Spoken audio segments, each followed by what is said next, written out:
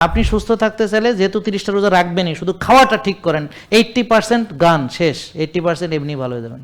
রমজানের 30টি রোজা আমরা যদি সঠিক নিয়ম মেনে রাখতে পারেন তাহলে ইনশাল্লাহ 60 থেকে 70টা রোগ আপনার ভালো হয়ে যাবে। পুরো বছরে যে ভাজা পোড়া খাই না, প্রথম রোজার 10 দিনে সারা বাংলাদেশে সব ভাজা পোড়া ওইটা খাওয়া হয়ে যাবে। যারা তারাবি পড়বেন, আপনি তারাবির আগে একটা বুলেট কফি খাইয়া তারাবি পড়তে যাবেন, আপনার মনে হবে তারাবি 60 টাকা ধইলে কোনো অসুবিধা ছিল না। তা আজকে আপনারা যারা এখানে এসেছেন, আমরা এখানে কেন এসেছি? সবাই সুস্থ হতে চাই, সুস্থ থাকতে চাই। সামনে আসছে রমজান। রমজানের 30টি রোজা আমরা যদি সঠিক নিয়ম মেনে রাখতে পারেন তাহলে ইনশাল্লাহ 60 থেকে 70টা রোগ আপনার ভালো হয়ে যাবে, বা যারা আমরা সুস্থ আছি তারা এই রোগগুলো থেকে বেঁচে যাব। তার ভিতরে এখানে অনেকে আছেন যাদের ডায়াবেটিস। কার কার ডায়াবেটিস আছে? উচ্চ রক্তচাপ কার কার আছে? উচ্চ রক্তচাপ, high blood pressure, fatty liver কার আছে? ফ্যাটি লিভার, আচ্ছা ঠিক আছে। তা আপনারা এখানে যারা এসেছেন অবশ্যই আপনারা সুস্থ হয়ে যাবেন যদি এখন যে কথাগুলো আমি বলছি এটা মনোযোগ দিয়ে শোনেন।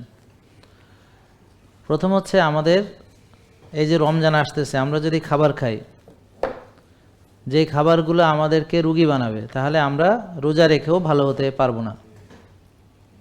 কোন কোন খাবার আমাদেরকে রোগী বানায়? যেমন ভাজা পোড়া। রমজানে আমরা যদি পেঁয়াজু বেগুনি ভাজা পোড়া খাই, ডুবো তেলে ভাজা খাই, এবং সেটা যদি সয়াবিন তেল হয়, তাহলে ধরে নেন যে আপনার যেরকম আছেন ওরকম থাকবেন, আপনি সুস্থ তো হবেনই না, বরং আরও রোগী হবেন। 30টি রোজা যদি সঠিক নিয়মে রাখা যায়, আমরা বললাম 60 থেকে 70টা রোগ, তার ভিতর ডায়াবেটিস ভালো হতে পারে, উচ্চ রক্তচাপ ভালো হতে পারে, উচ্চ রক্তচাপ ভালো হতে পারে, ফ্যাটি লিভার ভালো হতে পারে, পিসিওএস ভালো হতে পারে, হার্ট অ্যাটাক যেটার মূল কারণ অ্যাথেরোস্ক্লেরোসিস বা ব্লক, সেটা ভালো হতে পারে। মোট কথা হলো, লং টার্ম যে ডিজিজগুলো, যেটাকে ওষুধ চলবে, আমরা বলি ওষুধ চলবে, আর মেডিকেলে বলে নন কমিউনিকেবল ডিজিজ, এনসিডি। সোয়াসে নয়, কোনো জীবাণুর দ্বারাও হয়নি, জীবন আচরণের দ্বারা হয়েছে, লাইফস্টাইল ডিজিজ। তো এরকম 60 থেকে 70টা রোগ আছে। তার ভিতরে ডায়াবেটিস, এটাকে সকল রোগের জননী বলা হয়। কেন বলা হয়?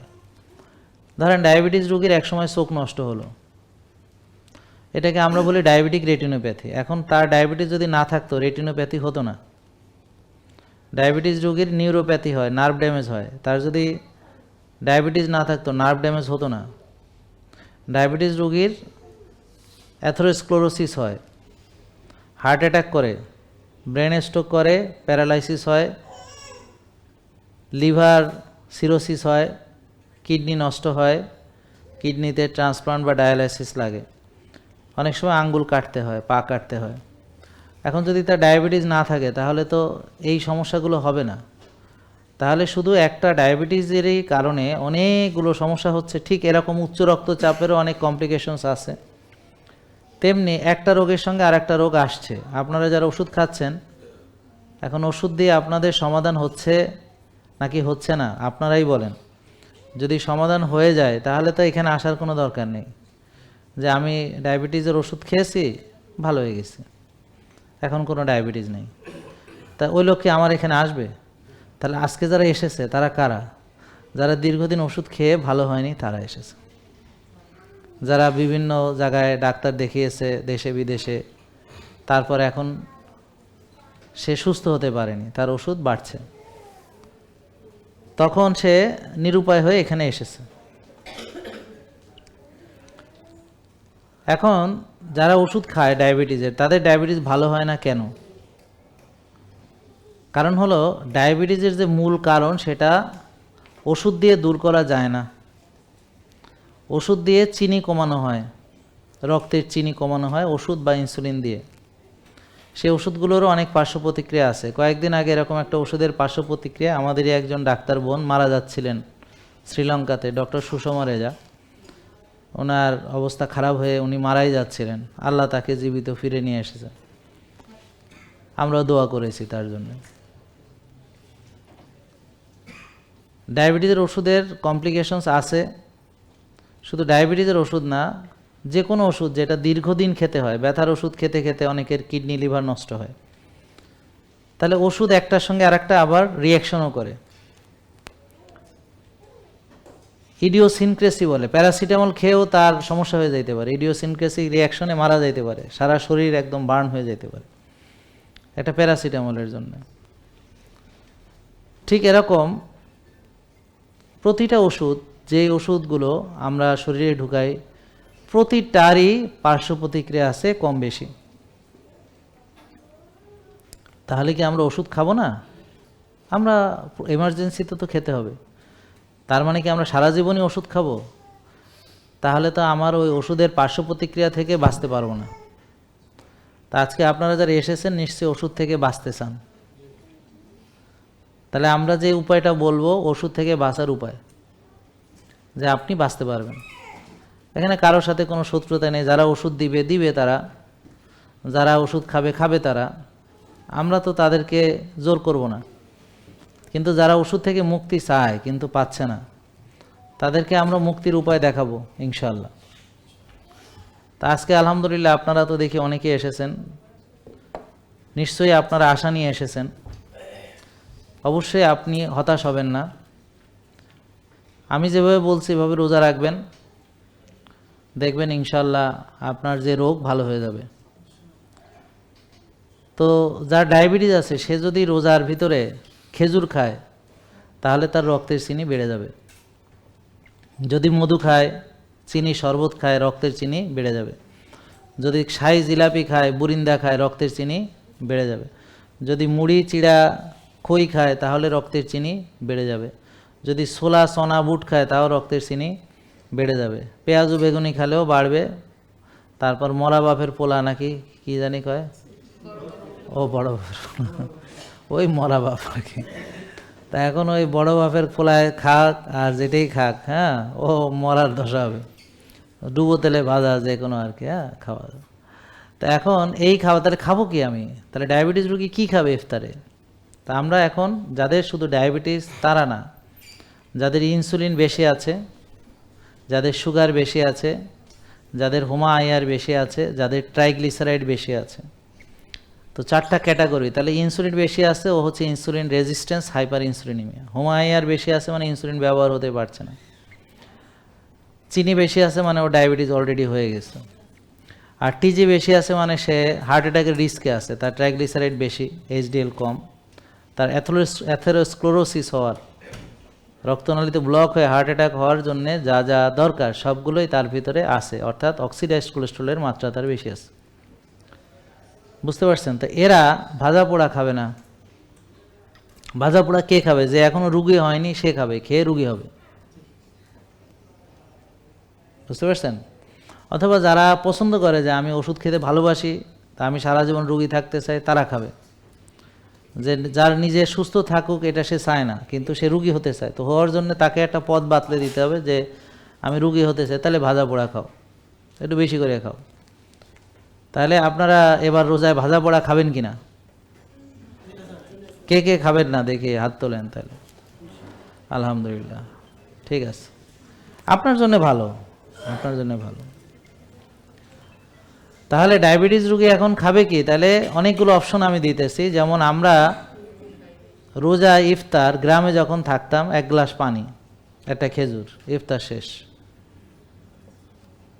আমি একবার গ্রামে গেছি, ঢাকা শহরে আমরা বাহারি ইফতার করতাম, পেঁয়াজু বেগুনি আলুর চপ, ডিমের চপ, মানে বিশাল আয়োজন, মানে দেখলেই শান্তি।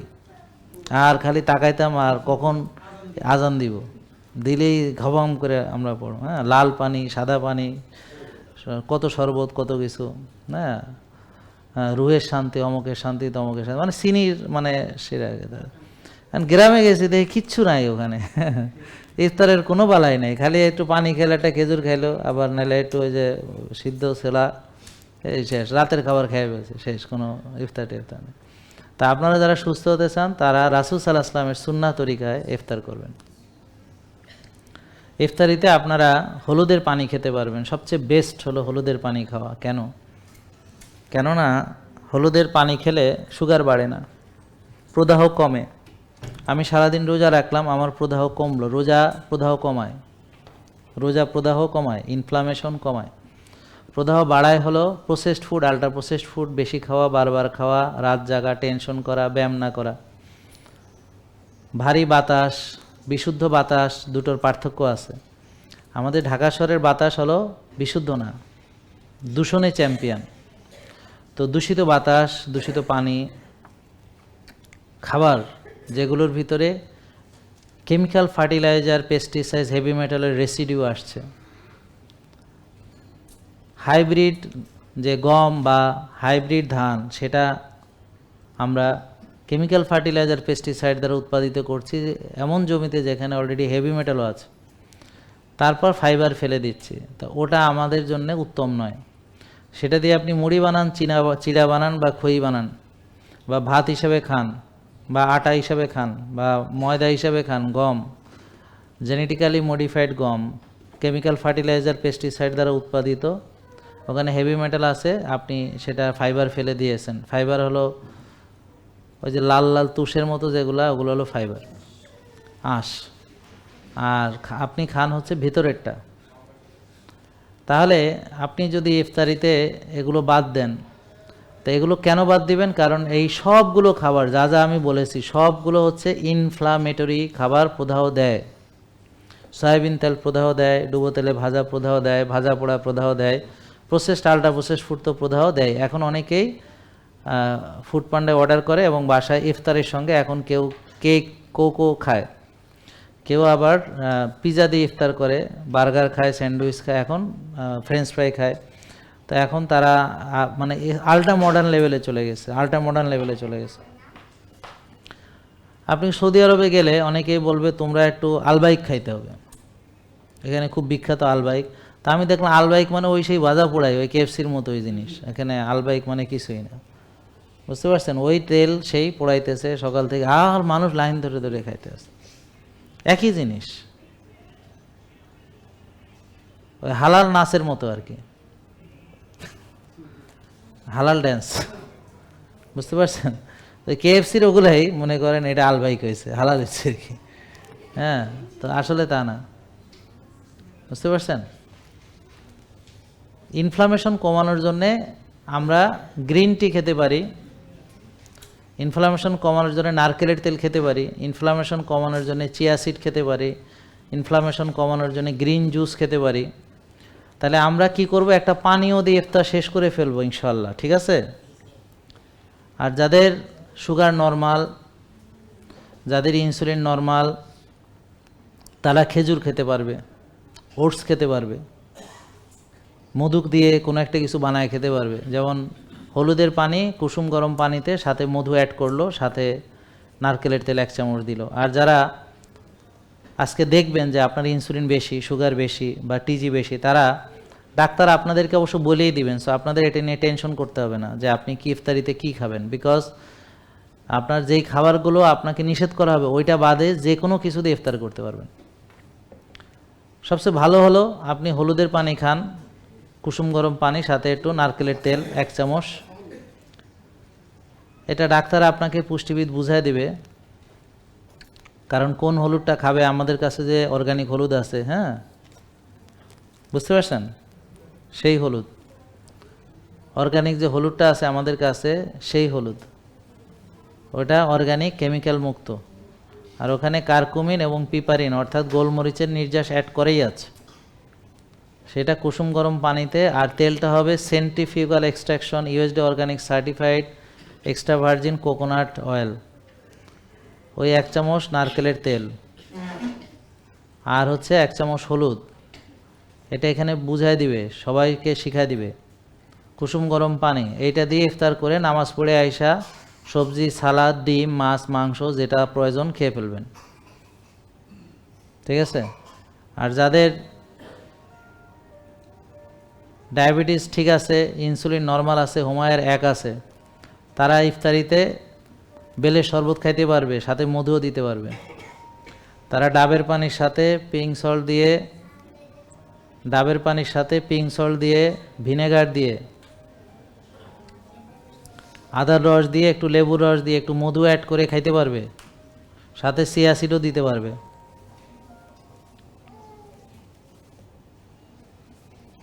আর যাদের ডায়াবেটিস আছে তারা শুধু মধুটা দিবে না, কিন্তু সেও ডাবের পানির সাথে একটু পিঙ্ক সল্ট, একটু ভিনেগার, বিশেষ করে কোকোনাট ভিনেগার একটু ভালো লাগে খেতে, মজা লাগে বেশি।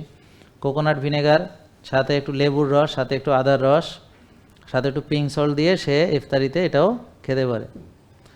কারণ একটু পরেই সে কী করবে, এসে আবার খাওয়া দাওয়া করবে, তো নামাজ পড়তে আর কতক্ষণ লাগে।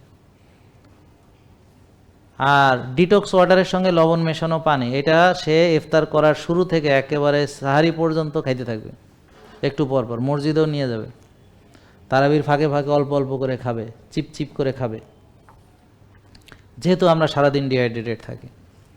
খাবে না হলো মরা খাবার, খাবে না হলো কি মৃত খাবার, ডেড ফুড, আর কোরআনের ভাষায় খবিশ খাবার। তাহলে আল্লাহ বলেছেন তোমরা হালাল এবং তয়েব খাবে।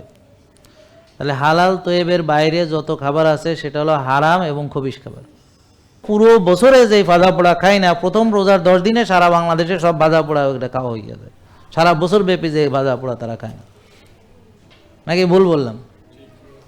তাইলে কেন মানুষ রোজা রেখে এত ভাজা পোড়া খায়? এখানে সাইন্টিফিক্যালি এই ভাজা পোড়া খাবারগুলো শরীরের ভিতর থেকে পানি টেনে নেয়, শুকনা খাবার, ড্রাই ফুড, আরও আপনাকে পিপাসার্থ করে। তাহলে আপনার তো এমন খাবার খাওয়া উচিত যারা মেনটেনিংয়ে আছেন, যাদের ওই যে বললাম ইনসুলিনের ইস্যু নাই, সুগারের ইস্যু নাই, তারা যেমন তরমুজ পানি দেয়। তারপর যাদের ডায়াবেটিস আছে শশা পানি দেয়। একটা পেঁপের তরকারি সহজ পাচ্ছ না, ওই দিন বিরিয়ানি খাইতে হবে, ওই দিন গরুরে মানে একেবারে মশলা দিয়ে রাইন্দা পরোটা দিয়ে খাইব, নাহলে হালুম খাইব। বাহ বাহ, মানে যেটা শরীরের কি করে আরো পানি টানতেছে। একে তো মৃত খাবার, আবার পানিও টানতেছে। তাহলে আমি রোজা রেখেছি, আমার কি করতে হবে? এমন খাবার যে পানি দেয়, যে জীবন্ত। আমাদের কিন্তু সবাই ফ্রুটস খেতে পারবে না, হ্যাঁ, কে পারবে পারবে না রিপোর্টের আলোকে আমরা তাকে বলে দেব। মানে আসল পরামর্শ আপনি এই যে ডাক্তার পুষ্টিবিদ আপনাকে এখানে দিয়ে দিবেন, বুঝতে পারছেন? বুঝছেন নাই কথা? যারা আজকে এখানে এসেছেন তাদের নিজেদের খাওয়া নিয়ে চিন্তা নেই। আমি জাস্ট ব্যাখ্যা করার বোঝানোর চেষ্টা করতেছি যে আমাদের কোন ধরনের খাবার চয়েস করা উচিত। তাহলে আমরা জীবন্ত খাবার চয়েস করব। তাহলে এই পোড়া জিনিস কি জীবন্ত?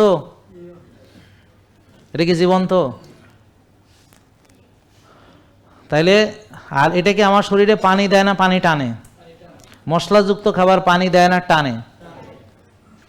সারাদিন রোজা রাখছেন, এখন আপনাকে পানি দেওয়া উচিত, তাই না? তাহলে এইভাবে এবার চিন্তা করেন কোন কোন খাবার খেলে আপনার শরীরে পানি দিবে। বুঝতে পারছেন? যেমন পেঁপের তরকারি, যেমন লাউয়ের তরকারি, যেমন শশার তরকারি, এগুলো আমাদের শরীরে পানি দিবে, সহজে হজম হবে, ঠিক আছে? আর যারা মেনটেনিংয়ে থাকবে তারা পেঁপে, খেজুর, কলা, তারপরে তরমুজ, বেলের শরবত, হ্যাঁ, এগুলো ইফতারিতে সে খেতে পারবে, বিভিন্ন রকম সালাদ করে খেতে পারবে। বুঝতে পারছেন?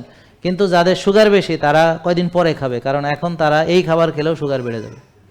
সে তরমুজ খেলেও সুগার বাড়বে, বেলের শরবত খেলে বাড়বে, ফলের চিনিতে ফ্রুক্টোজ আছে, এমনকি পেয়ারা খেলেও বাড়বে, হ্যাঁ। তবে আমলকি খেতে পারবে, সে লেবু খেতে পারবে, কদবেল খেতে পারবে। বুঝতে পারছেন? কিছু কিছু জিনিস আছে পারবে, আমড়া খেতে পারবে, জাম্বুরা খেতে পারবে, পরিমিত, বিশেষ করে যারা আপনারা। তাহলে বুঝছেন? তাহলে আমরা একটা জীবন্ত খাবার চুজ করব। ফলের ক্ষেত্রে 4টা শর্ত আছে। ফলটা কেমিক্যাল মুক্ত কিনা, ফলটা হাইব্রিড কিনা, মানে অরিজিনাল জাত কিনা, ফলটা সিজনাল কিনা এবং ফলটা টক মিষ্টি কিনা, এরকম 4টা শর্ত আছে। আর হলো আপনি ফল খাওয়ার উপযুক্ত কিনা।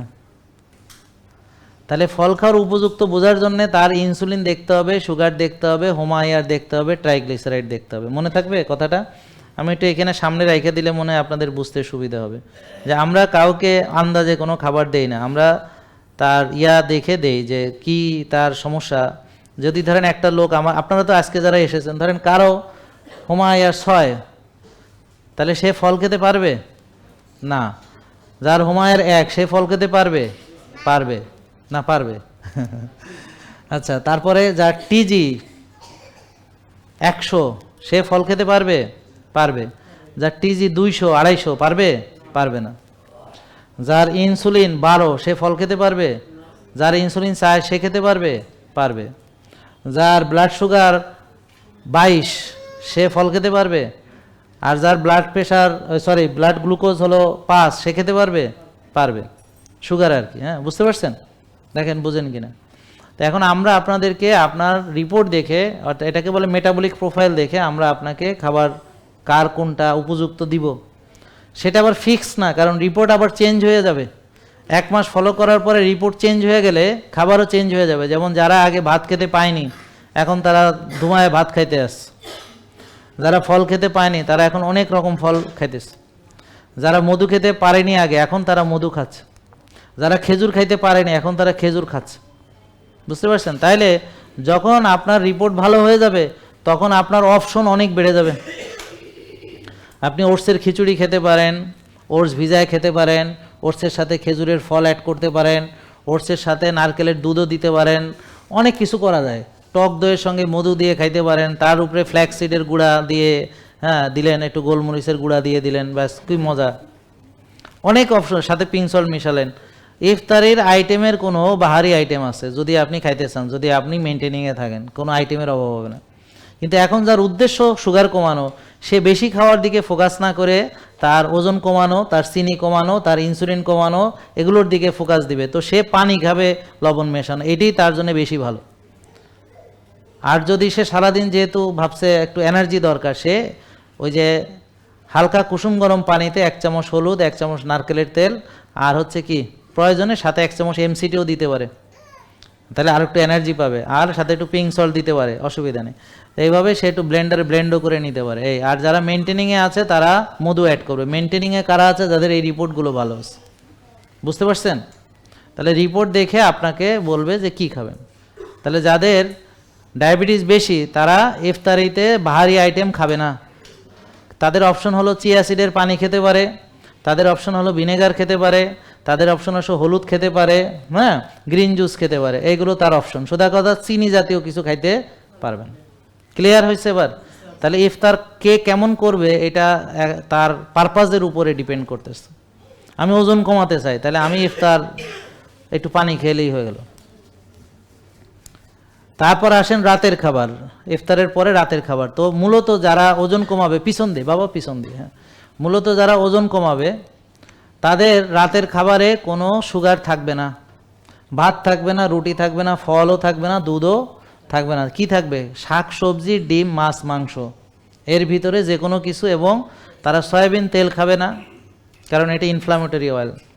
তারা হয় নারকেলের তেল, যেটা রান্নার জন্য আলাদা আছে, হয় সরিষার তেল দিয়ে রান্না, সেটা খুব পরিমিত পরিমাণে, খাঁটি ঘানিতে ভাঙানো দেশীয় ঘি, আর হচ্ছে অলিভ অয়েল, জৈতুনের তেল, আর হলো এক্সট্রা ভার্জিন কোকোনাট অয়েল। তো এই অপশন আছে অনেকগুলো, এর ভিতর থেকে সে যে কোনো এই রান্নায় এইগুলোর ভিতর থেকে ব্যবহার করবে, এর বাইরে যাইতে পারবে না যদি সুস্থ থাকতে চায়। আর রুগী হইতে চাইলে যা মন চায় তাই করবে। ক্লিয়ার? তাহলে আমরা কি সুস্থ থাকতে চাই? তো এভাবে মানলে আপনার, আমি এখন যে কথাগুলো বলতেছি এটা স্বর্ণ, তারপর রূপা, হীরা, জহরত, মণি, মাণিক্য হচ্ছে অনেক দামি এটা। কারণ এই কথাগুলো যে মানবে সে 60-70টা রোগ থেকে এই 30 দিনের আগে ভালো হয়ে যাবে ইনশাল্লাহ। ঈদ করবে সে সুস্থ মানুষ, ওষুধ মুক্ত সুস্থ ঈদ, নিঃসন্দেহে, কোনো সন্দেহ নাই এখানে। কারণ আমি যা বলছি এগুলো আল্লাহর দেওয়া বিধান, এগুলো আমি মানাই নাই। যে রিয়েল ফুড খেতে আল্লাহ নির্দেশ দিয়েছেন, হালাল তয়েব খেতে আল্লাহ নির্দেশ দিয়েছেন, তাহলে আমরা খবিশ খাবার খাবো না। আর ইবলিস আমাদের খবিশ খাবার খাওয়াবে। ইবলিস অনেক গবেষণা করে দেখছে যে রোজার ভিতরে ওরা যদি 3 গুণ বেশি খায় তাহলে ওরা আরও রোগী হবে। এই জন্য সবার রোজার মাসে খরচ 3 গুণ বেশি। ইবলিস সফল হয়েছে। অন্য মাসে যদি 5 লিটার তেল লাগে, রোজাতে 10 থেকে 15 লিটার লাগবে মিনিমাম, 3 গুণ বেশি তেল লাগবে, তাহলে ইবলিস এখানে সফল। অন্য মাসে যে চিনি লাগে রোজার মাসে আরো বেশি চিনি লাগবে, তাহলে আপনাদের অবস্থা দেখে মনে হইতেছে রোজা হলো খাওনের মাস। 3 গুণ বেশি খাই, 3 গুণ বেশি বাজার করি, 3 গুণ বেশি খরচ করি, এটা হলো সিয়াম সাধনা। মাশাআল্লাহ,